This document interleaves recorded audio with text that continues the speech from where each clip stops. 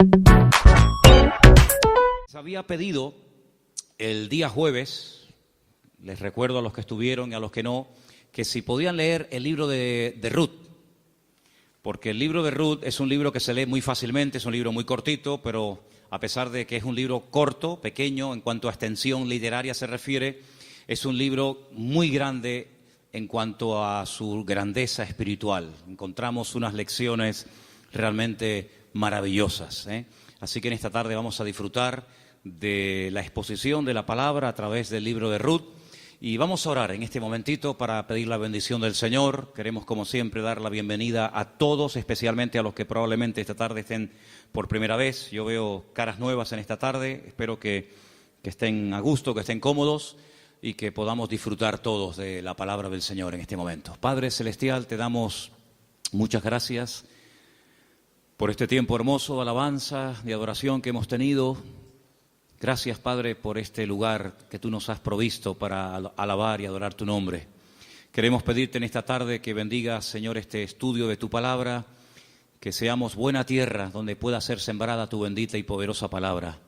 Quita todo obstáculo, todo impedimento, abre nuestra mente, nuestro corazón, nuestro oído espiritual, para que podamos aprender y descubrir las maravillas de tu palabra, Señor. Ponemos delante de ti, pedimos tu bendición, que todo cuanto aquí se haga y se diga sea para tu gloria y tu honra.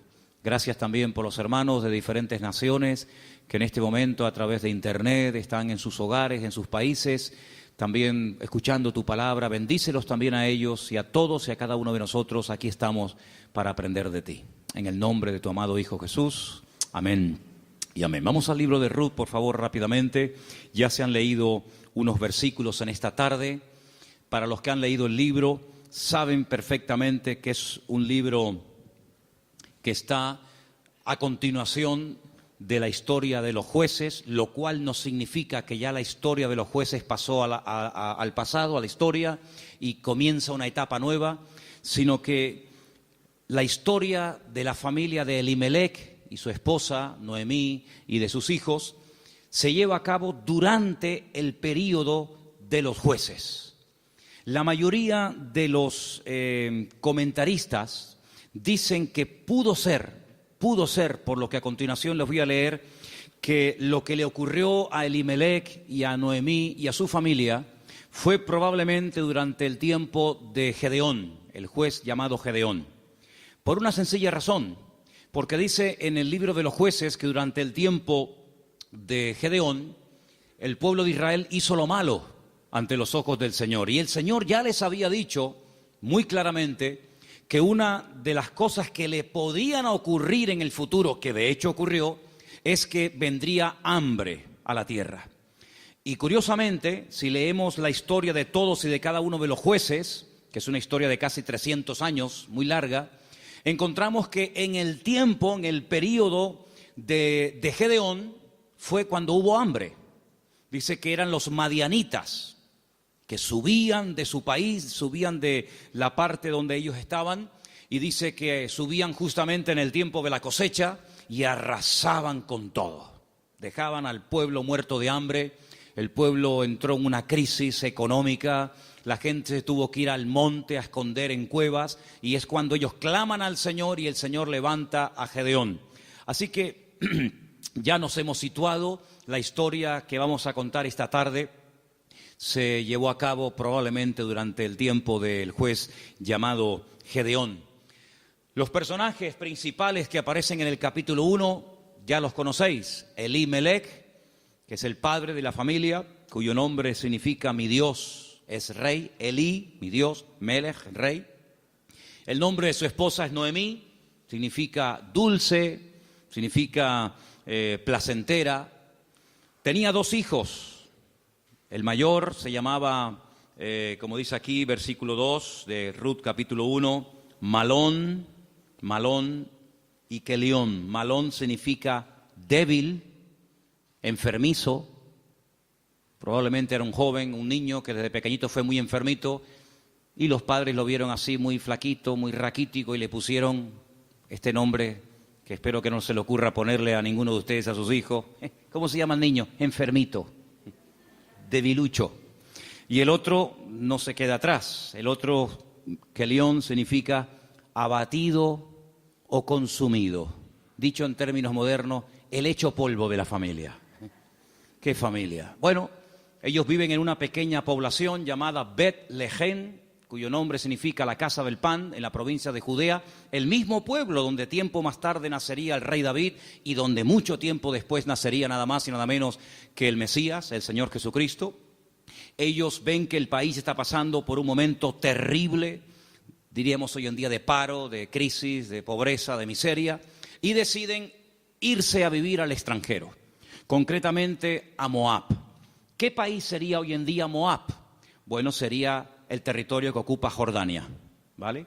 Hay muchos lugares desde Israel, estando uno viajando por la carretera de Israel, que lo que separa a Jordania de Israel es simplemente la frontera natural del río Jordán y la frontera natural del Mar Muerto. Si tú estás en Israel y ves perfectamente Jordania enfrente de ti. Bueno, pues a ese país llamado Moab, en aquel momento, es donde Elimelech dice, bueno, vámonos de aquí porque aquí nos vamos a morir de hambre, no hay trabajo, no, hay hambre, hay escasez, y se van a vivir a Moab.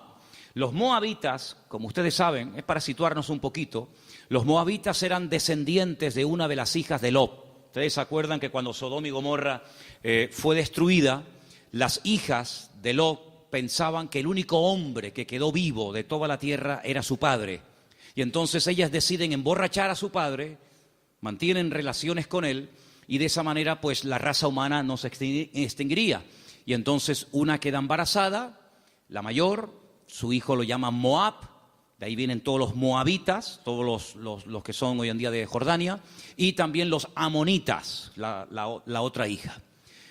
Eran idólatras, el dios principal que se adoraba en Moab era Quemos, una idolatría terrible, y a ese lugar, simplemente porque hay trabajo, y simplemente porque hay comida, sin importarle el ambiente espiritual donde va a meter a su familia, allí se va Elimelech, el aventurero, y claro, con el paso del tiempo, lo que pareció o empezó muy bonito, termina en una auténtica tragedia. La Biblia nos enseña que el padre muere, Elimelech muere, no sabemos de qué, Noemí quedó viuda, pero tenía 2 hijos. Y los hijos eran los responsables de cuidar de sus padres cuando estos eran mayores o quedaban viudos. Pero con tan mala suerte, dirían algunos, que sus 2 hijos, da a entender el texto que murieron los 2 en el mismo tiempo, el mayor y el menor. Los judíos entienden que esto fue una especie de castigo o de consecuencia de haber depositado su confianza en los campos de Moab en vez de en el Dios vivo. Y es que yo creo que problemas vamos a tener siempre durante toda la vida. Ahí no está la cuestión. La pregunta es, ¿cómo vamos a reaccionar los creyentes cuando tengamos problemas? Porque cómo reacciona la gente del mundo, ya lo sabemos. Pero ¿cómo debe de reaccionar un hijo, una hija de Dios, una familia cristiana, creyente en el Señor, cuando vienen tiempos difíciles? De paro, de enfermedad, de muerte, de separaciones de los padres o problemas económicos. ¿Cómo vamos a reaccionar ante la adversidad? Bueno, no se le ocurrió otra cosa a Elimelech que decir, vámonos de aquí y nos vamos a Moab y empezamos de cero. Bueno, esos eran sus planes, pero dice la Biblia que a veces nuestros pensamientos no son los pensamientos de Dios. Y allí, de la noche a la mañana, hermanos, aquello que empezó tan bonito, terminó siendo una auténtica tragedia. 3 viudas. Orfa, la que se casó con uno de los hijos de Elimelech y Noemí. Ruth, la otra que se casó con otro hijo. Y también Noemí. 3 mujeres solas ante el peligro. En aquella época no había pagas, ni había ayudas del gobierno, ni del Estado para mujeres viudas. Ya el Señor en su palabra, como vamos a ver en esta tarde, había organizado un sistema para ayudar a los más necesitados, a los colectivos más desfavorecidos, como eran las viudas, los huérfanos, también, como no, los extranjeros. Vamos a verlo dentro de un momento. Pero Noemí decide regresar. Ahora, si ustedes han leído detenidamente el libro, se van a dar cuenta que lo más probable es que las propiedades, sobre todo las tierras que eran en su día de Elimelec, él las tuvo que vender o hipotecar para poder marcharse con su familia al extranjero. Eso es algo que ha hecho muchísima gente que han venido de otras naciones. Tal vez en esta tarde hay alguien aquí entre nosotros que dice, pues eso es lo que yo he tenido que hacer. He tenido que hipotecar mi casa o pedir un préstamo a un banco o vender un terreno que yo tenía en Bolivia, en Argentina, en Ecuador, en Brasil o donde fuera para poder venir a España, a Europa y empezar una vida nueva. Evidentemente eso lo tuvieron que hacer ellas, porque después vamos a ver que efectivamente eso fue lo que pasó. Así que ya no tienen propiedades, ya no tiene marido, ya no tiene hijos y ahora no solamente está viuda, sino que ahora ya tiene unos cuantos años encima. Y el presente y el futuro es realmente terrible, terrible. Las dos nueras le dicen, no te preocupes, nosotras vamos a ir contigo, te vamos a apoyar, te vamos a sustentar. Pero hay un momento en el que Noemí se vuelve y les dice las siguientes palabras. Estamos en Ruth capítulo 1. Noemí le dice en el versículo 8 a sus dos nueras, andad, volveos cada uno a la casa de su madre. Que el Señor haga con vosotros misericordia, como la habéis hecho con los muertos, sí, con vuestros maridos y conmigo. Que el Señor os conceda hallar descanso, cada uno en la casa de su marido. Luego las besó y ellas alzaron la voz y lloraron. Realmente la tristeza, el desánimo, la depresión, la angustia, el miedo se había apoderado de estas tres pobres mujeres. Y ellas le dijeron, versículo 10, ciertamente nosotras, fijaros tan plural, nosotras iremos contigo a tu pueblo. Verso 11, Noemí les respondió y les dijo, volveos, hijas mías, ¿para qué habéis de ir conmigo? ¿Tengo yo más hijos en el vientre que puedan ser vuestros maridos? Volveos, hijas mías, e idos, porque yo ya soy vieja para tener marido. Y aunque dijese, esperanza tengo, y esta noche estuviese con marido, y aún diese a luz hijos, ¿habíais vosotras de esperarlos hasta que fuesen grandes? ¿Habéis de quedaros sin casar por amor a ellos? No, hijas mías, que mayor amargura tengo yo que vosotras, pues la mano del Señor ha salido contra mí. Ellas alzaron su voz otra vez, lloraron, y Orfa besó a su suegra, mas Ruth se quedó con ellas. Ay, amigo, ya se produce una ruptura. Ya no son las tres las que están como una piña. Al fin y al cabo las tres tienen un denominador común. Son viudas, tan solas en la vida. Sino que ahora dice la Biblia que una de ellas, Orfa, cuyo nombre significa terca o testaruda, toma una decisión. Y entonces la decisión que toma es volver a la casa de su familia. Noemí le dijo, y aquí tu cuñada se ha vuelto a tu pueblo y a sus dioses, vuélvete tú tras ella. A mí me llama la atención que la Biblia destaca no solamente el hecho de que ella vuelve a su familia, lo cual en cierto sentido es lógico, ¿verdad? Y normal, sino que añade algo que es muy significativo. Dice, ella se ha vuelto a su casa, a la familia de sus padres y a sus dioses. Yo dije al principio en la introducción que en Moab no se adoraba al Dios de Abraham, de Isaac y de Jacob. No era el Dios vivo al que se adoraba. Eran idólatras. Adoraban como Dios principal a Quemos, seguramente a otros más, a Baal, a Astarot, y sabe Dios a quién más. Por lo tanto, cuando ella se va a la casa de su familia, vuelve otra vez a practicar y adorar los dioses que probablemente, no tenemos 100% de seguridad para asegurar esto, ella había dejado de adorar durante el tiempo que estuvo casada con uno de los hijos de Noemí. Ella vuelve otra vez atrás y vuelve otra vez, permítame la expresión, es una expresión bíblica, vuelve otra vez al vómito. Y a mí me hace recordar la historia de Orfa. No voy a hablar mucho de ella, pero sí quisiera destacar que, ¿saben a quién me recuerda Orfa? Cuando estaba preparando todo esto para el día de hoy compartir con ustedes, me venía a la cabeza el joven rico. ¿Os acordáis de la historia del joven rico? Un chico aparentemente que quería saber la verdad, que quería crecer, que quería respuestas a sus preguntas y a sus dudas. Y cuando el mismísimo Señor Jesucristo le dice, tú has hecho esto y esto y esto y esto, y está muy bien. Pero yo observo, yo noto que a ti te hace falta una cosa en la vida. Y te voy a decir qué es lo que a ti te hace falta. Y se lo dice, y dice que se puso muy triste y dio media vuelta y se marchó, y ahí acaba la historia del joven rico. A pesar de que el Señor le dijo algo tremendo, ven conmigo, pero él no estuvo dispuesto a pagar el precio. Viendo Noemí que una de sus nueras se ha vuelto atrás a sus dioses, a su antigua vida, le dice a la otra que le queda, a Ruth, versículo 15, he aquí tu cuñada se ha vuelto a su pueblo y a sus dioses, vuelve tú tras ella. Y ahora viene una de las declaraciones más hermosas de toda la Biblia. Versículos que mucha gente sabe de memoria, porque son una declaración muy profunda de lo convencida que estaba, de lo dispuesta que estaba Ruth de no dar marcha atrás. Los leo, versículos 16 y 17. Ruth le dice, no me ruegues que te deje y me aparte de ti, porque a donde quiera que tú fueres, iré yo. Donde quiera que vivieres, viviré. Tu pueblo será mi pueblo, y tu Dios será mi Dios. Donde tú murieres, moriré yo, y allí seré sepultada. Así me haga el Señor y aún me añada, que solo la muerte hará separación entre nosotras dos. ¿Cuántos dicen amén?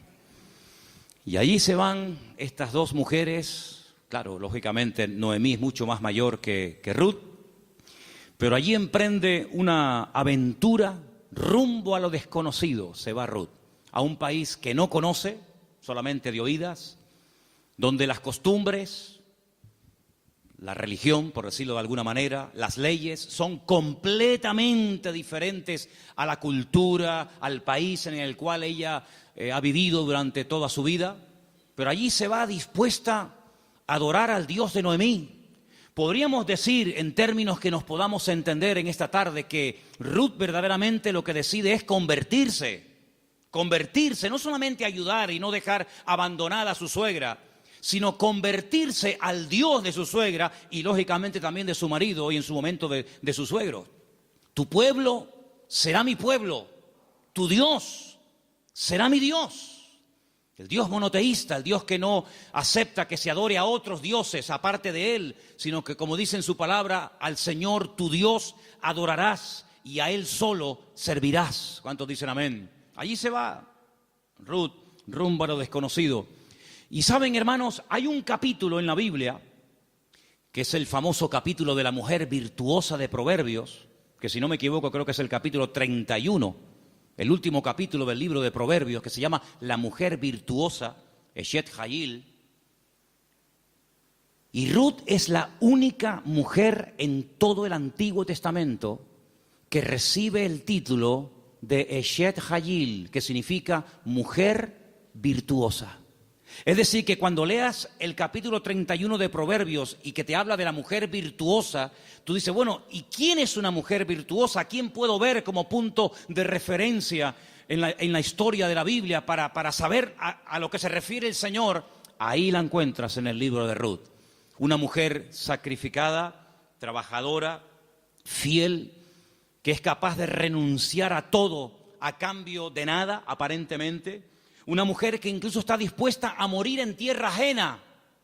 Y fíjate que me llamó la atención que José, que estaba muriendo fuera de su tierra, estaba muriendo en Egipto, antes de morir dice que él dio orden de que, como él sabía y anticipa proféticamente la liberación de la esclavitud de Egipto, él da orden para que sus huesos se los lleven con ellos cuando salgan milagrosamente de Egipto. Y dice la Biblia que lo hicieron así, y durante 40 años, hermanos, los israelitas estuvieron dando vueltas y vueltas en el desierto, cargando los huesos de José hasta que llegan a Canaán y logran darle una digna sepultura. Sin embargo, Ruth no dice, cuando yo muera, por favor, lleven mi cuerpo, lleven mis huesos a Moab, sino que ella dice, donde a ti te entierren, que me entierren a mí ahí también al lado tuyo. Sí, una mujer decidida, una mujer comprometida, en otras palabras, una mujer con las ideas claras. ¿Cuántos dicen amén? ¿Cómo vamos a reaccionar frente a la adversidad? Porque si huyeron de Israel, de Betlehem, huyeron a Moab para buscar una mejor vida, ahora la tortilla se ha dado la vuelta. Ahora cuando regresan, ya sin marido y sin hijo, y con unos cuantos años encima, sola, viuda y sin recursos, hipotecada hasta las cejas y con otra nuera que la acompaña, pues no piensen ustedes que el retorno fue mejor que la ida. Es más, dice la Biblia que cuando las vieron entrar por el pueblo de Betlehem, toda la ciudad se echó a la calle diciendo, madre mía, podríamos utilizar el refrán popular nuestro que dice, ¿quién te ha visto y quién te ve? La mujer salió, o las mujeres salían al encuentro a saludarla y le decían, Noemí, Noemí, tantos años sin saber de ti, vienes sin marido, vienes sin hijo, vienes enferma, golpeada, herida por la vida. Y ella decía, no, por favor, no me llaméis nunca más, no me llaméis más Noemí, porque yo no tengo placer, no tengo contentamiento, ya no me alegra, ya no me llena nada en la vida. Por favor, llamadme Mará, Mará, que significa mujer amargada o afligida. ¿Qué te parece? Y ahora uno dice, bueno, ¿y ahora qué? ¿Ahora qué? ¿A qué se van a dedicar estas mujeres? Ahora sí quiero que vayamos al libro de Levítico, donde hay unos versículos que pocas veces se leen, pero vamos a ver que son muy interesantes, porque en ese pasaje de Levítico, capítulo 19, del 9 al 10, no sé si ustedes lo tenían buscado, ¿no? Okay.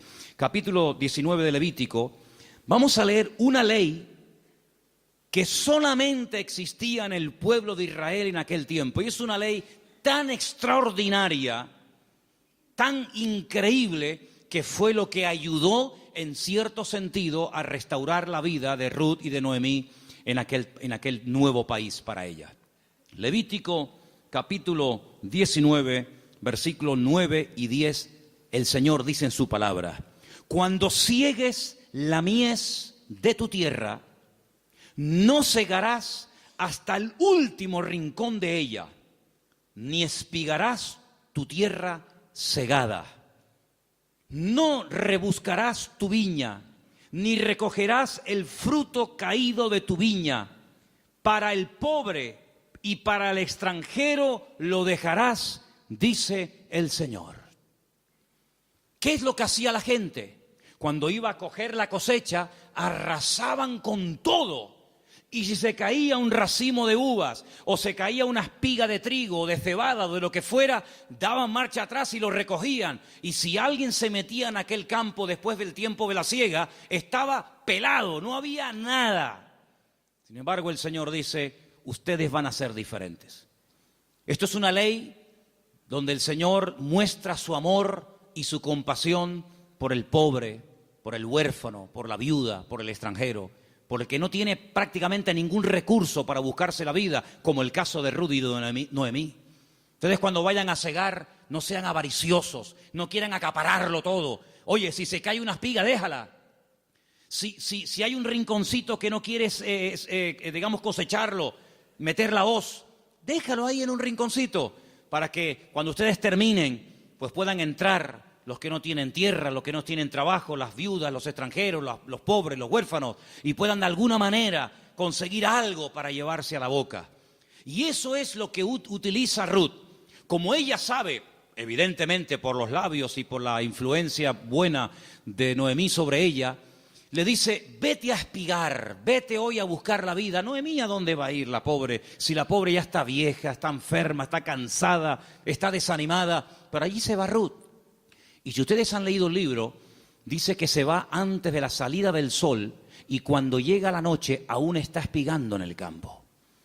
Es increíble. Ella podía haber recogido menos, pero ella está recogiendo para ella y también para su suegra Noemí. Y hay un momento en el que la invitan a comer. El dueño del terreno, un tal Booz, del cual hablaremos ahora, dice, ¿esta mujer quién es? Dice, esta es la nuera de Noemí, lleva todo el día trabajando. Dice, denle de beber agua.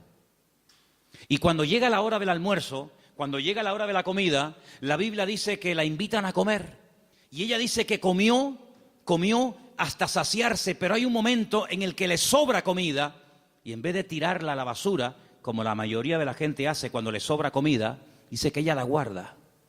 Y cuando llega a la noche a la casa de Noemí, dice que le enseña un efa. Un efa son 35 kilos. en este caso de cebada, y dice, mira, esto es lo que yo hoy he espigado, después lo he tenido que desgranar para hacer la harina, y no solamente eso, sino que te traigo la comida que me sobró al mediodía, te la traigo para que tú comas. Cuando le pregunta a la suegra, ¿en qué campo tú has estado hoy?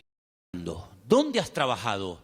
Y le dice, he trabajado en el campo de un tal Booz y me ha tratado muy bien. Le ha dado orden a sus criados, a los jornaleros, de que no se metan conmigo, de que no se rían de mí, de que me traten bien, de que no me hagan pasar vergüenza. Y le dice Noemí, pues si en ese lugar te ha ido bien, sigue ahí. Eso me llama mucho la atención. Dice, no cambies de campo. Si en un sitio te ha ido bien, ¿para qué ir a otro sitio? Ayer estábamos en el sur y hablando con un señor venezolano que ha montado un negocio, me dijo una frase que yo en mi vida había oído y nos gustó mucho y nos impactó. Y dijo, nunca vuelvas al lugar donde un día fuiste feliz. Porque si vuelves a un lugar hace años donde fuiste feliz, nunca más volverás a experimentar la felicidad que añoras. Oye, me impactó aquello. Y me vino a la cabeza el texto que dice, nunca digas que los tiempos pasados fueron mejor que el tiempo presente. Dice, porque no hablarás con sabiduría. Pero Noemí se da cuenta de que hay un hombre que se llama Booz y resulta que se da cuenta la viuda Noemí de que ese tal Booz, cuyo nombre significa mi fortaleza, resulta que es Goel. Ahora hablaremos de esta palabra que es una palabra de vital importancia en la Biblia. Apréndanse esa palabra. Viene del verbo Gaal. El verbo Gaal en hebreo significa libertar. Goel es la palabra que se traduce al castellano por la palabra redentor. Ahora vamos a ver lo importante que era la figura del Goel, porque en cierto sentido vamos a ver que Booz es un tipo de Cristo. Fíjense qué importancia tiene esto. Resulta que había una ley, que vamos a leerla, hemos leído la ley de la siembra, de dejar trozos para los pobres, para las viudas, pero en Deuteronomio capítulo 25 hay una ley muy interesante que yo no sé, si la tuviéramos que poner en práctica nosotros hoy en día, si estaríamos dispuestos a cumplir con esto. Yo no sé, pero es muy interesante, no sé si alguna vez la has escuchado. Dice así, Deuteronomio capítulo 25, del versículo 5 en adelante. Dice así la palabra, escucha. Cuando hermanos, varones, habitaren juntos y muriere uno de ellos, como el caso de Malón y Kelión, que eran hermanos que vivían juntos, si muere uno de ellos y no tuviere hijos, la mujer del muerto no se casará con hombre extraño. Su cuñado se llegará a ella y la tomará por mujer y hará con ella parentesco. Y el primogénito que ella diere a luz sucederá en el nombre de su hermano muerto, para que el nombre de éste no sea borrado de Israel. ¿Entendéis, no? Si el hombre no quisiere tomar a su cuñada, irá entonces su cuñada a la puerta, a los ancianos, y dirá, mi cuñado no quiere suscitar nombre en Israel a su hermano, y no quiere emparentar conmigo. Entonces los ancianos de aquella ciudad lo harán venir, hablarán con él, y si él se levantare y dijere, no quiero tomarla, se acercará entonces su cuñada delante de los ancianos, le quitará el calzado del pie, le escupirá en el rostro y le hablará y le dirá, así será hecho al varón que no quiere edificar casa a su hermano. Y se le dará este nombre en Israel, la casa del descalzado. Qué ley tan extraña, ¿no? Dos hermanos y uno de ellos muere sin haber tenido hijos, y para que no se olvide o para que no se quede su nombre borrado en la historia, el hermano vivo, que es el Goel, el Redentor, tenía que casarse con la viuda, y el primer hijo que naciera de esa relación es como si fuera hijo del hermano difunto, para que de esa manera se perpetuara su nombre y para que de esa manera las herencias y las tierras no se diluyeran en el espacio y en el tiempo. Y esto es lo que le ocurre a Ruth. Ruth resulta que se casó con un judío, con un hombre de Belén de Judea, pero ella no tuvo hijos con él. Su hermano, es decir, su cuñado, también murió. Por lo tanto, no hay posibilidad de redimirla. Pero cuando llegan a Israel, la familia de Elimelech, la familia de su marido, pues siguen viviendo allí. Y hay un pariente cercano al cual Booz le dice: oye, a ti te corresponde el derecho de casarte con Ruth. A ti te corresponde el derecho de pagar todas las deudas de Ruth. A ti te corresponde recuperar el patrimonio y las tierras que en su tiempo tuvieron que venderse para que esta familia tuviera que irse al extranjero. Es decir, te haces cargo de la tierra, te haces cargo de las deudas y te haces cargo de la viuda. Y este dice: de eso nada, de eso nada. Pagar yo deudas que no son mías y casarme yo con una mujer que a mí ni me va ni me viene. Y Booz dice: muy bien, vamos a ir delante de 10 ancianos, vamos a ir delante de un minyan, delante de 10 hombres judíos, y tú vas a decir eso delante de ellos, que no quieres redimir a Ruth, que no quieres hacerte cargo de sus deudas, de sus hipotecas y de la viuda, y lo vas a decir delante de testigos. Y lo dice. Y entonces es cuando entra en escena Booz y le dice a Ruth: hija, tú no te preocupes. Ahora, la diferencia de edad de Ruth y de Booz tenía que ser inmensa. Algunos comentaristas dicen que ese pariente que rehusó casarse con Ruth probablemente era un hermano de su suegro, de Elimelech. Y algunos comentaristas también he oído que opinan que Booz puede ser que también estuviera emparentado con su suegro, de tal manera que ya era un señor mayor, una persona ya de cierta edad, había una diferencia de edad tremenda. Pero él asume la responsabilidad, no solamente de casarse con la viuda, sino de pagar la hipoteca y las deudas que la familia dejó y que hay que volver a recuperar las tierras. Lógicamente todo eso costaba dinero. Solamente había dos posibilidades de que en Israel una persona que se desprendiera de patrimonio pudiera volver a recuperarlo. Solamente había dos formas. Una, que llegara el año de jubileo. ¿El año de jubileo qué era? Era una celebración, una fiesta que se llevaba a cabo cada 50 años. A los 50 años las deudas quedaban anuladas. De ahí viene una parte del famoso Padre Nuestro. Padre Nuestro, perdona nuestras deudas como nosotros también perdonamos a nuestros deudores. Está inspirado un poco en el año de jubileo. Los que eran esclavos se les daba la libertad. Si alguno no quisiera, había todo un proceso para poder volver a retenerlo. Y si alguien había tenido que vender por cuestiones económicas, por necesidad, una propiedad, un terreno, cuando llegaba el año de jubileo, repito, cada 50 años, bueno, todo volvía otra vez a sus dueños originales. ¿Para qué esta ley? Para recordarle al pueblo de Israel que la usura, el querer cada vez tener más y más y más y más y más, a cambio de las desgracias ajenas, eso no se podía dar en el pueblo de Israel. Cada 50 años se empezaba de cero. Nadie le debe nada a nadie.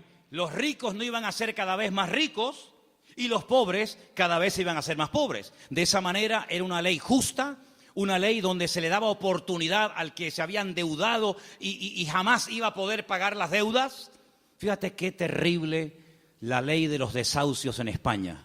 600.000 familias, 600.000 familias, multiplica por 3 o 4 miembros cada familia, estamos hablando ya de millones de personas, tuvieron que dejar la casa que no podían pagar, los padres en algunos trancarle la nómina y un alto porcentaje se lo quitó, es decir, un sistema faraónico donde te ofrecían todo los bancos a cambio de nada, y te llamaban y te ofrecían todo llamándote a tu casa, y una vez que te tienen en su territorio, te aprieta el nudo, amigo, y de aquí no sales nunca.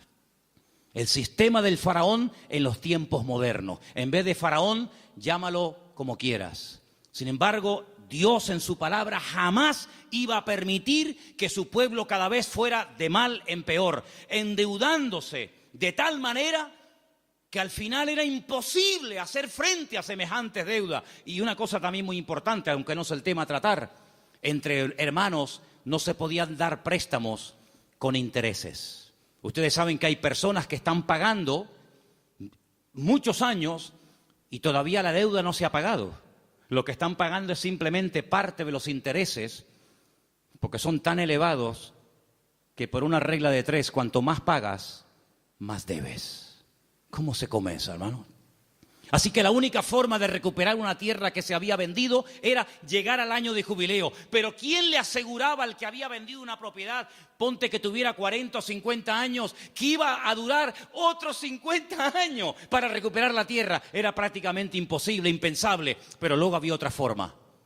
Era otra forma. Pero claro, ahí había que tener mucho amor y mucha compasión. Y era decir, no es mi deuda, entre comillas, no es mi problema, pero yo voy a redimirte, yo voy a ser tu Goel, yo voy a asumir cuánto debes. Pues mira, tuve que vender la casa, tuve que hipotecarla, tuve que vender el terreno, tuve que hipotecar los animales. En algunos casos tuve que vender a mis hijos como esclavos a trabajar a jornal durante un tiempo. Yo me hago cargo de todas tus deudas y encima me caso contigo, levantamos descendencia y empezamos una vida nueva. ¿Cuántos dicen amén?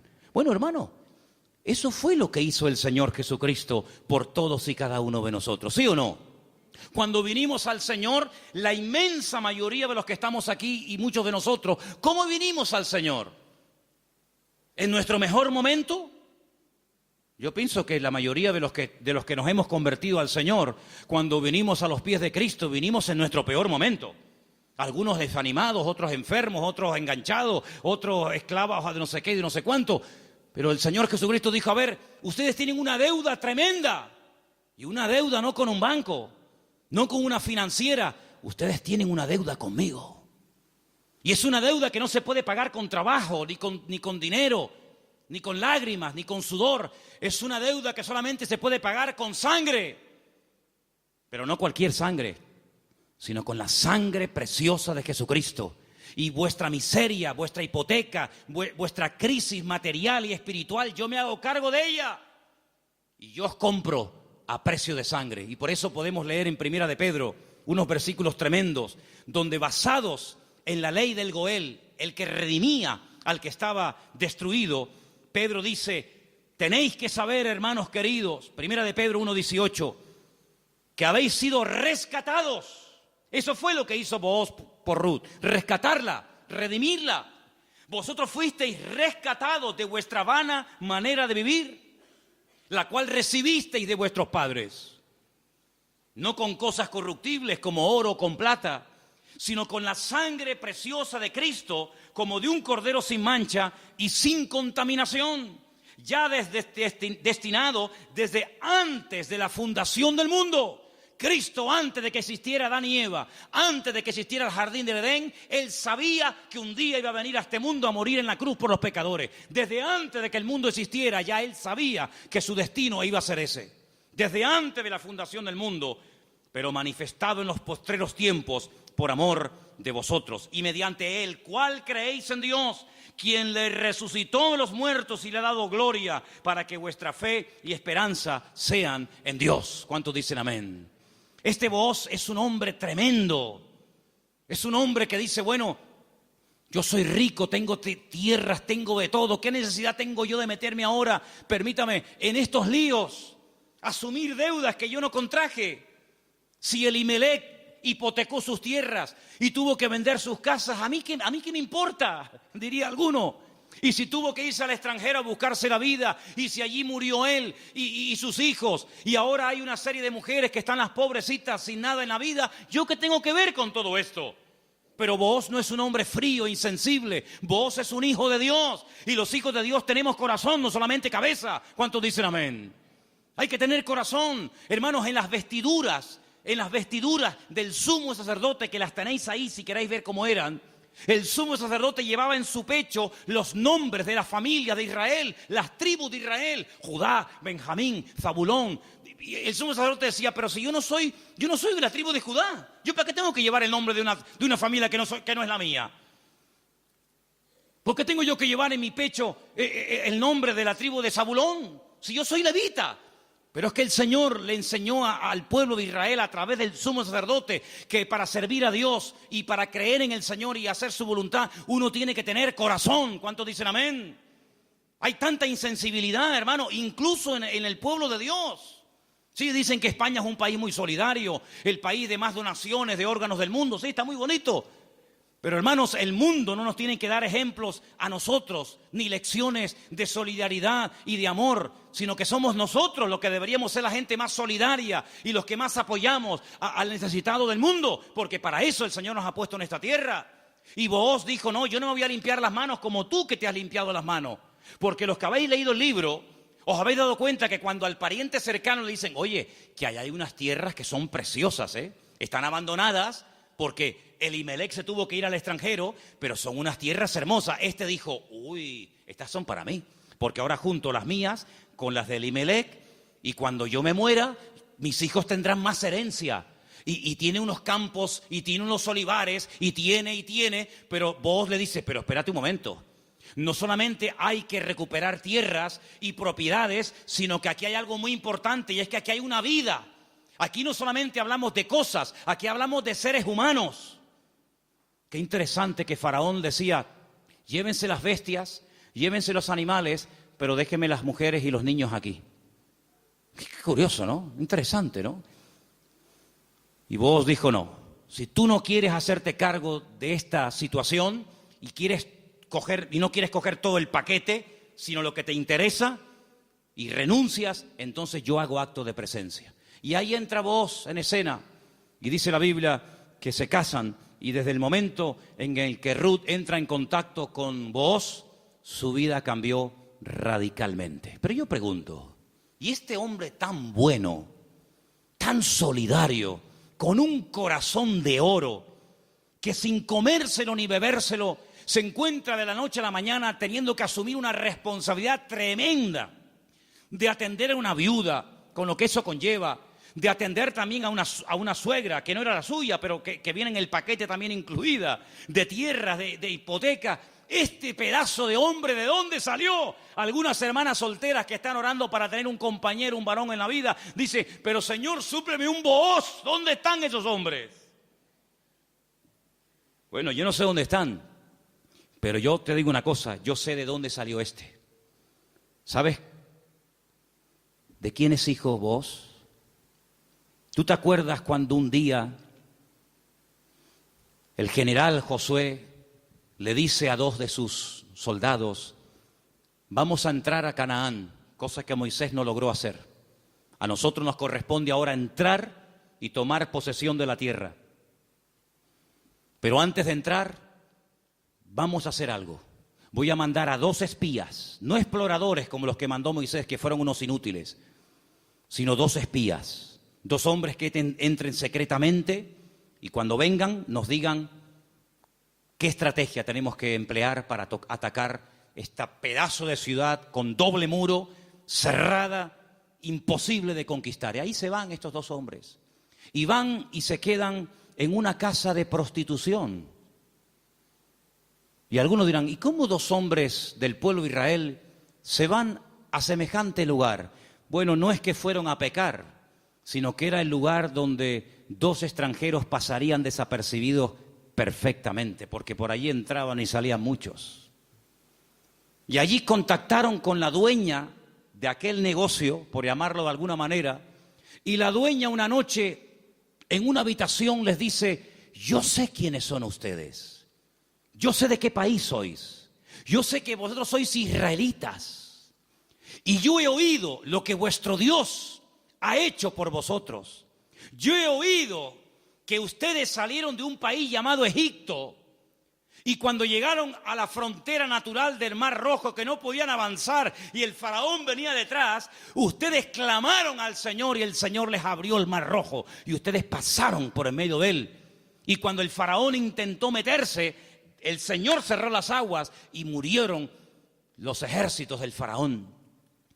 Y ustedes entraron por el desierto y hemos oído lo que el Señor ha hecho por vosotros. Y por eso la ciudad está muerta de miedo y ha desfallecido nuestro corazón. Yo suplico, yo ruego por amor de vuestro Dios, que cuando entréis y toméis posesión de la tierra, porque sabemos, y dice así, sabemos que Jericó va a ser tomada y conquistada por vosotros, que tengáis misericordia de mí y de mi familia.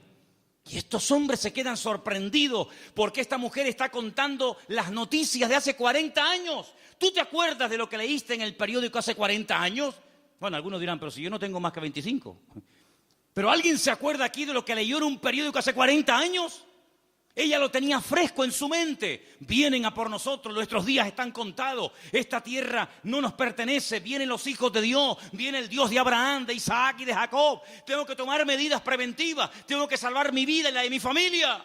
Y los espías le dicen, vamos a hacer algo. Si tú no te chivas, si tú no dices que hemos estado aquí, si tú no vas ahora con el cuento al capitán de la guardia o al rey de Jericó, sino que tú mantienes el secreto. Y el día que nosotros entremos en la ciudad, tú estás dentro de la casa con toda la familia que quiere ser salva, nosotros te protegeremos a ti y a toda tu familia. Y como va a ser esto algo tremendo, porque aquí va a haber una conmoción, un terremoto, esto va a ser un cataclismo terrible, y una ciudad tan enorme, para saber diferenciarla de tantas casas, coge este trapo de color rojo, lo amarras ahí por fuera de la ventana. Yo le diré a los soldados cuando entren a tomar posesión de Jericó, que donde hay un trapo rojo colgado ahí en la ventana, ahí no entren, que esa es la casa de Rahab, la ramera. Y dice la Biblia que ella vivía entre un trozo del muro y el otro, entre muro y muro. Toda la ciudad cayó. No cayeron los muros de Jericó, hermano, ¿sí o no? Cayeron los muros de Jericó, pero la casa de Rahab no cayó. Pero no estaba en el muro. Pero el que confía en el Señor verá cómo caen a su lado 1000 y 10.000 a su día. Mas a ti no llegará, dice la Biblia. Toda la ciudad cayó, hermano, como añicos. Pero la casa de Rahab se quedó ahí.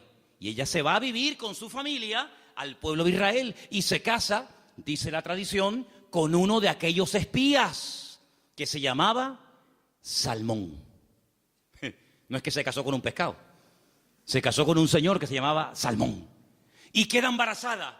Y cuando da a luz, nace nada más y nada menos que un hijo que le pusieron Booz. Ay, amigo, así que Booz era el hijo de Rahab, la de Jericó. Sí, amigo. ¿Qué te parece? ¿Cómo una persona puede cambiar la vida cuando pone su mirada y su confianza en las manos del Señor? De ser una mujer como era en Jericó, a lo que llegó a ser cuando lees el árbol genealógico, los antepasados de Cristo, en Mateo capítulo 1, te encuentras que en el árbol genealógico de nuestro Señor Jesucristo aparece nada más y nada menos que Rahab, aquella mujer salvada milagrosamente de la destrucción de la ciudad de Jericó. Es que en el libro de Ruth hay algo que predomina, hay un hilo conductor que lo encuentras por todas partes, y es que nuestro Dios es un Dios que es un especialista en restaurar vidas destrozadas. ¿Cuántos dicen amén? No solamente es un Dios que echa fuera demonios y un Señor que levanta al caído y un Dios que sana a los enfermos y que salva a los pecadores, sino que es un Dios que le encanta restaurar vidas destrozadas, y cuanto más difícil, mejor lo hace. ¿Cuántos dicen amén? Dile al que está a tu lado, nuestro Dios es un Dios que restaura las vidas. ¡Aleluya! Nuestro Dios restaura las vidas. ¡Aleluya! Vos, el Goel, el Redentor, asume sus responsabilidades, sabe que el primer hijo va a ser considerado no como suyo, sino como hijo del difunto, del marido de Ruth, pero no le importa, porque él no se quiere llevar la gloria en ningún momento, sino que él quiere hacer la voluntad del Señor. aunque el precio a pagar sea ese. Y por querer preservar el nombre, la memoria, el recuerdo del primer marido de Ruth, este hombre pasa a la historia por ser un gran hombre de Dios. ¿Te das cuenta? Lo que uno siembra es lo que uno cosecha. ¿Cuántos dicen amén? Ahora, no solamente el Goel, el Redentor, era el responsable de pagar las deudas del difunto y recuperar las tierras y casarse con la viuda, sino que hay un elemento que quiero mencionarlo de pasada, no aparece en el libro de Ruth, pero lo quiero comentar, y es que era el responsable de vengar la sangre, era el vengador de la sangre. Es decir, si por ejemplo al marido de Ruth lo hubieran matado, en vez de morir de una enfermedad, como aparentemente parece que murió, lo hubieran matado, Booz tenía la obligación de vengar la sangre del marido de Ruth. Era el que vengaba la sangre derramada inocentemente por cualquier persona. Pero eso no lo quiero tocar, pero también entra dentro de la responsabilidad del Goel. Ahora, hay 3 versículos que vamos a leer en esta tarde que son muy bonitos y muy interesantes, y por favor presten atención. Salmo 119, 154. Defiende mi causa y redímeme, vivifícame con tu palabra. Vuélvelo a leer otra vez, por favor. Defiende mi causa y redímeme, vivifícame con tu palabra. La figura del Redentor, la figura del Goel, estaba tan impregnada en la cultura judía, en la cultura bíblica, que los salmistas, los que escriben salmos y otras porciones de la Biblia, conociendo la importancia de este personaje tan trascendental para poder restaurar vidas destruidas, se inspiran en esa figura, y entonces el salmista, que seguramente es el autor del Salmo 119, el rey David, dice: redímeme, sé tú mi Goel. Fíjate qué importante era la figura del Goel en aquellos tiempos. Proverbios 23:11, por favor. Porque el defensor de ellos es el fuerte, el cual juzgará la causa de ellos contra ti. Ahí está, el Señor haciendo las veces del fuerte, del protector, del que cuida, del que redime, del que ayuda a levantar al que ha tropezado y caído. Realmente es algo realmente extraordinario. Y el último texto, Isaías 41:14. No temas, gusano de Jacob, oh vosotros los pocos de Israel, yo soy tu socorro, dice Jehová, el Santo de Israel es tu Redentor. Amén. El Santo de Israel es tu Goel, es tu Redentor. Él es el que se va a encargar. Ahora, hermano, déjeme que les diga algo.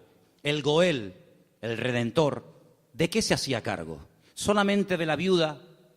¿Solamente de las deudas? Se hacía cargo de todo. El primero renunció porque quería parte de la tierra, pero no quería asumir la responsabilidad de casarse con la viuda. Booz dice: no, todo o nada. Las deudas, las hipotecas, lo que se perdió, y también de la viuda. Y hermanos, el Señor Jesucristo, cuando ha venido a nuestra vida, ¿de qué se ha hecho cargo? ¿De perdonar solamente nuestros pecados? Bueno, gloria a Dios, si solamente hubiera hecho eso el Señor, perdonar nuestros pecados y prometernos la vida eterna, bueno, gloria a Dios. Pero es que hay mucho más que eso. Es que con la salvación, con la conversión, no solamente va incluido el perdón de mis pecados, sino la protección física y espiritual de mi vida. Y Él ha prometido suplir todas mis necesidades. ¿Por qué? Porque es mi Redentor, porque es mi Goel. ¿Quién iba ahora a darle comida y vestido y atender y cuidar y mimar y amar a Ruth? Pues tú, que para eso te has casado con ella, el Goel, el Redentor. Bueno, pues eso es lo que el Señor ha hecho con nosotros. En ciertos sentidos, como que se ha casado Dios con su pueblo. A su pueblo le llama su cuerpo. Ese cuerpo tiene una cabeza que es Cristo. Y Él es el que se encarga de todos y de cada uno de los detalles de nuestra vida. Entonces, yo no entiendo cuando hay creyentes que tienen una fe muy grande para una cosa y luego para otro dudan. Pero que el Señor se ha hecho cargo y ha comprado todo. Tus deudas, tus enfermedades, tus desánimos, tus miedos, tus angustias, tus complejos, tu pecado, todo lo ha comprado el Señor. Y Él va a hacer una obra total y completa en la vida de todos y de cada uno de nosotros. ¿Cuántos dicen amén? Hermanos, en el capítulo 3 del libro de Ruth, en el versículo 1, me llamó la atención leyendo. Yo estuve leyendo en hebreo todo el libro y hay palabras que aparecen que son muy, muy interesantes. Pero hay una que particularmente me llamó la atención. En el versículo 1 dice: después le dijo su suegra Noemí: hija mía, ¿no te he de buscar hogar para ti, para que te vaya bien? Es decir, Noemí dice: yo voy a hacer todo lo posible para que tú a mi lado tengas algún día tu propio hogar. Y busqué la palabra hogar en hebreo. Y la palabra que aparece en el versículo 1, aquí traducida por hogar, es la palabra manoaj. Y cuando yo veo en el texto que pone manoaj, le digo a Elena: Elena, ¿no hay un personaje en la Biblia que se llama Manoaj? Y me dice: sí. ¿Quién era Manoaj? Sí, señor. Muy bien, hermano. Era el padre de Sansón, Manoaj. Y digo, voy a buscar lo que significa Manoaj. Y resulta de que me encuentro que la palabra hogar, Manoaj, se puede traducir por descanso, tranquilidad, reposo, quietud y otros tantos sinónimos. Y me pongo a buscar versículos en la Biblia, solamente vamos a leer 2. Me pongo a buscar versículos en la Biblia donde aparece la palabra Manoaj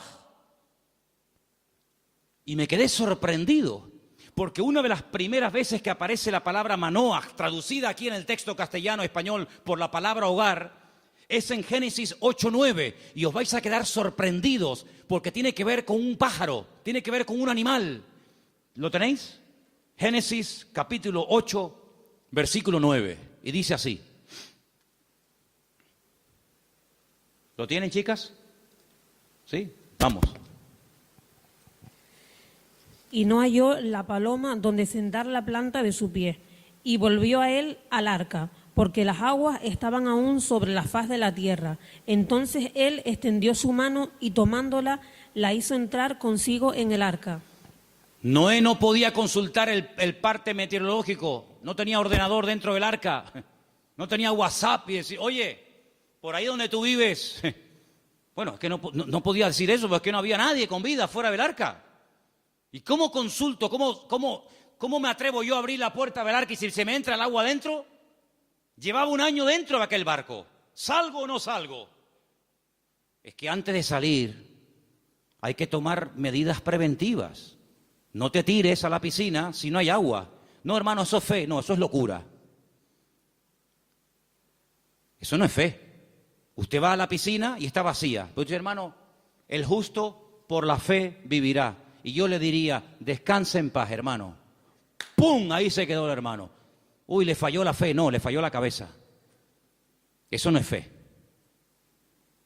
Eso es un disparate. La fe no es locura. La fe es certeza, es convicción. No es disparate, ni locura, ni emoción, ni sentimiento. Es seguridad de que lo que voy a hacer, mi Dios me ha dicho que lo haga. Ahora, una cosa es que el Señor me diga: tírate a la piscina, pero no hay agua. Si tú me lo dices, yo me tiro. Pero si tú no me lo dices, yo no me tiro ni loco. ¿Cuántos dicen amén? Muy bien. Noé dice: la única forma de comprobar es mandando una paloma. Y dice que abrió la ventana, la única ventana que había en el arca, suelta la paloma, y dice que la paloma no halló lugar donde reposar. Claro, estaba todo anegado en agua, todavía no había bajado el nivel de las aguas, y ahí aparece la palabra Manoaj. No había reposo, no había un lugar donde poder decir: bueno, aquí me quedo, y aquí crío mis polluelos, y aquí me hago mi palomar, y no sé qué, no sé cuánto. No había. ¿Por qué? Porque las circunstancias todavía no estaban preparadas para salir del arca. Y otro versículo muy conocido, que ustedes se lo saben de memoria, donde aparece la palabra Manoaj, es en el Salmo 23, versículo 2. Leamos, si queréis, el 1 y el 2. Salmo 23, 1 y 2. Que se lo saben de memoria, ¿sí o no? Que dice... ¿Vamos? Dale. Jehová es mi pastor, nada me faltará. En lugares de delicados pastos me hará descansar. Junto a aguas de reposo me pastoreará. Junto a aguas de reposo. Allí donde hay calma, donde hay quietud, allí me pastoreará el Señor. Una de las características del Señor es que lo que hace el Señor trae al corazón reposo, tranquilidad, paz. ¿Cuántos dicen amén? Donde hay paz está el Señor. Donde no hay paz, dudo mucho de que el Señor esté. El apóstol Pablo le decía a los corintios: lo que yo les he enseñado es para poner orden en la iglesia, porque esto me lo dijo el Señor que compartiera. Porque en nuestras iglesias lo que caracteriza a nuestras congregaciones es el orden. Pero si alguien quiere ser contencioso, allá él. Por lo tanto, hermanos, lo que Noemí le está diciendo a su nuera, Ruth, es que el anhelo de su corazón es que Ruth logre tener algún día un reposo, que logre tener un sitio de tranquilidad donde sea feliz. Y por eso se traduce por la palabra hogar. Y yo pregunto una cosa: ¿y tu hogar cómo está esta noche? ¿Tu hogar es un lugar de reposo? ¿Tu hogar es un lugar de calma y de quietud y de paz? Porque si no lo es, la culpa no la tiene Pedro Sánchez, que dimitió ayer. ¿O también se la vamos a echar a él? La culpa no es de la izquierda ni de la derecha. Cuando no hay shalom bay, como dicen los judíos, cuando no hay paz en el hogar, ¿quién tiene la culpa? La cabeza. Así que la responsabilidad principal del hombre en el hogar es traer paz al hogar. Y si no la hay, ya sabes lo que tienes que hacer. Entra en tu aposento y tu Padre que te ve en lo secreto te recompensará en público. Si no tienes recompensa en público, es porque hace mucho tiempo que no estás en lo secreto, en lo escondido con Dios. ¿Cómo reaccionamos ante la adversidad? Es el título del mensaje de hoy. ¿Cómo reaccionamos cuando algo va mal? Siempre tenemos la tendencia de echarle la culpa a algo o a alguien. Si no es el pastor, es la mujer del pastor. Si no es la derecha, es la izquierda. Si no es el frío, es el calor. Si no es el que se fue, es el que se quedó. Siempre buscamos un chivo expiatorio al que echarle la culpa. Noemí, hay un momento cuando ella regresa del extranjero que le dice a la población de Betlehem: no me llaméis Noemí, porque la mano del Señor se ha vuelto contra mí. La mano del Señor no está contra ninguno de sus hijos. Simplemente que hay un trato, hay circunstancias, hay situaciones en la vida por las cuales tendremos que pasar, nos guste o no. Pero no tenemos que tener ningún temor, porque lo que permita el Señor en nuestra vida, todo absolutamente está bajo la mano y el control de nuestro Dios. ¿Cuántos dicen amén? Y eso fue lo que consiguió Ruth. Un hogar de paz, de quietud y de calma. Y quiero terminar leyendo unos versículos del libro de Ruth, capítulo 4, versículo 11, que fue la bendición que pronunciaron, la bendición que le dieron a los que se casaban ese día, a Ruth y a Booz. Capítulo 4, versículo 11. Dijeron los que estaban allí congregados, los testigos, todos los que estaban en el pueblo, desde el pueblo a la puerta con los ancianos, dijeron: testigos somos.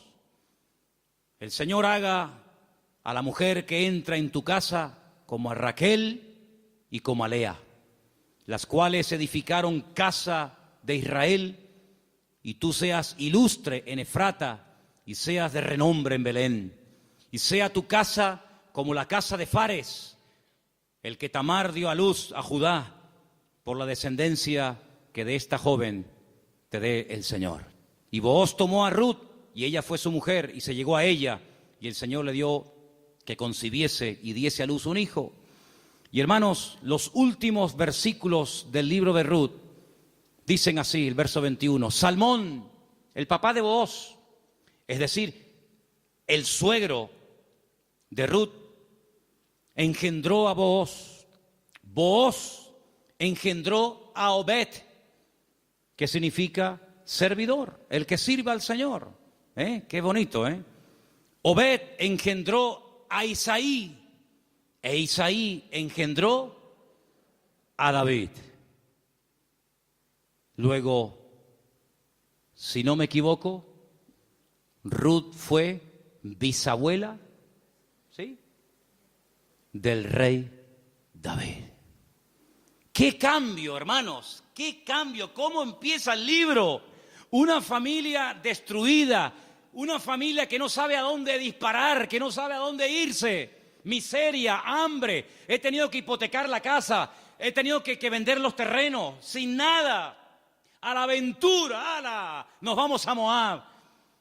Y sin tener en cuenta que el Señor prohibía categóricamente la unión entre el pueblo de Israel y otras razas, resulta que sus hijos, hombre, claro, ¿con quién se casaron Kelión y Maleón? ¿Con quién se casaron los hijos de Noemí y los hijos de Elimelech? ¿Con quién? Pues con mujeres del país donde fueron a vivir. Sí, ese es el futuro que le vas a dar a tus hijos. Si con la cosa de darle un mejor futuro material, has traído la ruina espiritual a tu casa. Claro, ya sabemos que Dios toma lo destruido, lo roto, lo que no es, para hacer maravillas. Pero ¿para qué te vas tú a Moab?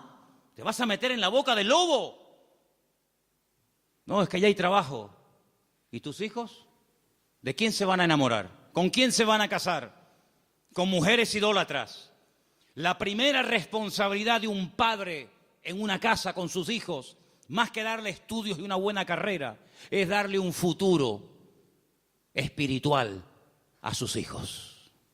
Y Moab, dicho sea de paso, no era el mejor lugar para llevar a una familia a vivir. Prueba de ello que mira cómo terminaron. Muertos todos. Todos terminaron muertos, del padre hasta el hijo mayor y hasta el hijo menor. Gloria a Dios que por ahí aparece la misericordia del Señor y que a través de Booz la familia vuelve a remontar vuelo y vuelve a recuperar el ánimo y la esperanza. Pero hermanos, no es tiempo de experimentos. No es tiempo de será por aquí, será por allá, será esto. Vamos a descubrir los principios establecidos por el Señor en su palabra. La vida de un cristiano no es un laboratorio donde hacemos experimentos. Será esta, será aquella, será fulano, será mengano. Vamos a orar seriamente al Señor. Encomienda al Señor tu camino. Confía en Él y Él hará. Aleluya. Y no te impacientes por motivo del que prospera en su camino, porque pronto serán cortados y como la hierba verde se secarán, dice la palabra. En otras palabras, aprendamos a esperar en Dios. Mira, consiguió más, mucho más, en poco tiempo Ruth y Noemí en la tierra donde el Señor estaba, que todos los años que Elimelech se pegó en el extranjero, que no le sirvieron absolutamente para nada. La respuesta no estaba en Moab, la respuesta estaba en Belén, más cerca de ellos de lo que se imaginaban. Y yo solamente quiero decirte algo. ¿De dónde viene el Señor Jesucristo? Los antepasados de Cristo, ¿quiénes son? ¿No son Obed? ¿No es Booz? ¿No es Rahab? ¿No es Ruth? ¿No es el rey David? ¿No es la tribu de Judá? ¡Claro que lo es! Luego, fíjate tú cuando una persona hace, como dice la Escritura, las cosas decentemente y con orden, las bendiciones que a corto y a largo plazo pueden llover y caerle a la vida de esa persona. Por lo tanto, hermano, no te precipites. Espera en el Señor, porque el libro de Ruth es muy pequeñito, 4 capítulos, pero es tan grande en lecciones. Y sobre todo, júntate con el que te puede edificar. Pégate como una lapa. Ustedes saben lo que es una lapa, ¿verdad? Pégate como una lapa a la persona que te puede bendecir. Le dice, y termino, Noemí a Ruth, no te separes de vos. Esta noche quiero explicar esto porque puede ser que algunos lo leyeron y dijeron, pero ¿qué le estaba proponiendo la suegra? Dice, esta noche vístete bien, úngete, ponte tus mejores vestidos, lávate, averigua dónde está durmiendo Booz, en la era, tú vete a la era. Cuando él esté dormido, tú te pones a sus pies. Y uno está diciendo, pero bueno, ¿qué le está proponiendo Noemí? Era la forma de la época de recordarle al Goel, oye, hey, que estoy aquí, por si no te has dado cuenta. Dice que ella se acurruca a los pies de Booz y a medianoche, cuando seguramente Booz toca el cuerpo de Ruth, se asusta y dice, ¿pero tú quién eres? No le pudo encender la luz, era todo oscuro y dice, yo soy Ruth la Moabita. Te recuerdo que tú eres el Goel, extiéndeme tu manto. Y entonces ahí es donde él se da cuenta de que en la vida no solamente es tener tierras y criados, sino que hay una responsabilidad muy cerca de ti, la cual tienes que asumir. Y entonces, hermanos, cuando Noemí se entera de todo esto, le dice, tú confía porque este hombre no dejará pasar mucho tiempo hasta que arregle este asunto. ¿No lo habéis leído en el libro esta semana? Tú ahora confía, tú ya has hecho tu parte. Claro, tú no puedes ir sucia a la presencia de Booz. Cuando tú vas a presentarte ante la presencia del Señor, tienes que lavarte. Lo que hacía el sumo sacerdote, lavarse afuera en el lavacro, las manos, los pies, el cuerpo, para luego entrar a la presencia del Señor. Tú haces exactamente lo mismo que hacía el sacerdote, pero tú lávate. ¿Por qué? Porque si tú vas oliendo mal y quieres conquistar y quieres llamar la atención a Booz, sí, se la vas a llamar, pero se la vas a llamar mal. Vas a decir, oye Ruth, ¿no te podrías lavar un poquito, por favor? Vístete bien, arréglate. Haz tu parte y tú tranquila, tú ya has hecho lo tuyo.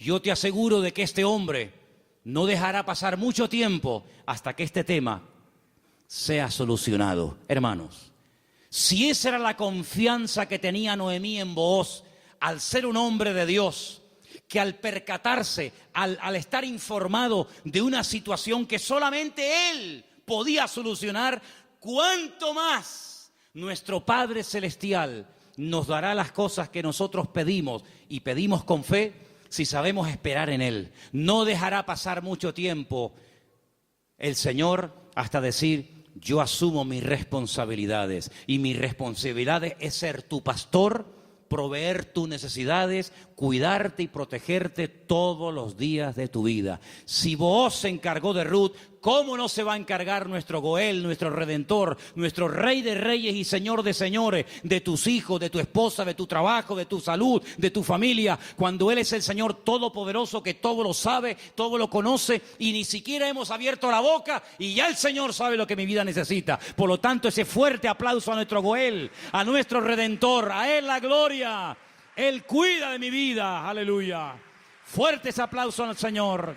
Él cuida de nuestra vida, hermanos. Amén. Amén. Amén. Amén. Amén. Amén. Aleluya.